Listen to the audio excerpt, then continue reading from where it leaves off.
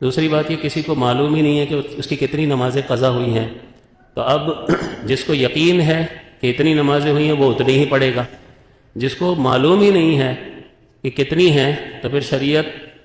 ہر شخص کے اوپر جو بوجھ ڈالتی ہے وہ اس کی استطاعت اور قدرت کے مطابق بوجھ ڈالتی ہے۔ اللہ تعالیٰ نے فرمایا لا یکلف اللہ نفسا الا وسعها، کہ اللہ تعالیٰ کسی جان پر اس کی طاقت سے زیادہ بوجھ نہیں ڈالتا۔ تو اب ہم اس کو کہیں کہ بھائی کچھ بھی کرو تمہیں اتنی ہی پڑھنی ہے جتنی قضا ہو، بھائی مجھے یاد نہیں ہے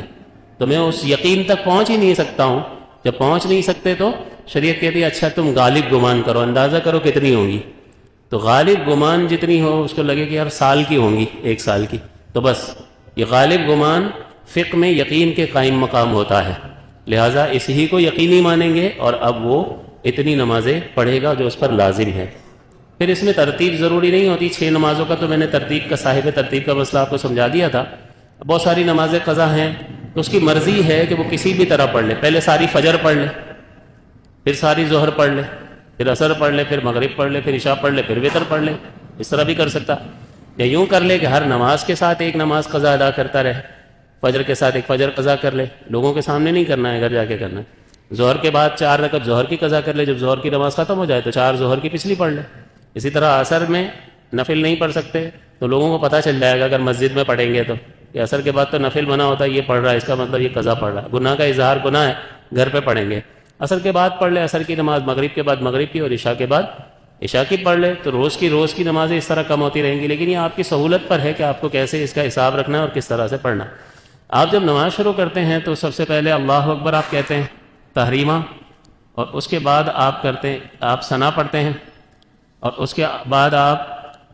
تعوذ پڑھتے ہیں اعوذ باللہ، اس کے بعد آپ تسمیہ پڑھتے ہیں بسم اللہ، اور اس کے بعد سورہ فاتحہ پڑھتے ہیں، اور اس کے بعد تسمیہ پڑھتے ہیں بسم اللہ شریف،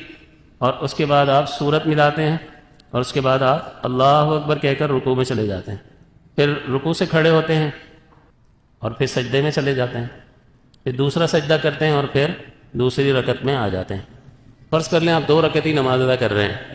تو اس میں اب بہت ساری نمازیں ہیں تو اس میں اس کو شارٹ کر لیں، چھوٹا کر لیں تاکہ جلدی جلدی ادا کر سکیں۔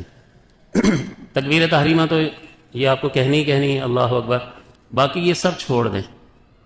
ڈائریکٹ سورہ فاتحہ سے شروع کر دیں، یہ بھی چھوڑ دیں، پھر سورت ملا لیں جو مختصر سی سورت آپ کو یاد ہو، پھر رکوع میں آپ جب چلے گئے تو رکوع میں 1 بار تسبیح پڑھیں، سبحان ربی العظیم، 3 بار نہ پڑھیں تاکہ جلدی رکوع سے اٹھ جائیں۔ سمیع اللہ لمن حمدہ ربنا لک الحمد، اللہ اکبر کہتے ہوئے آپ سجدے میں چلے گئے، سجدے میں 1 بار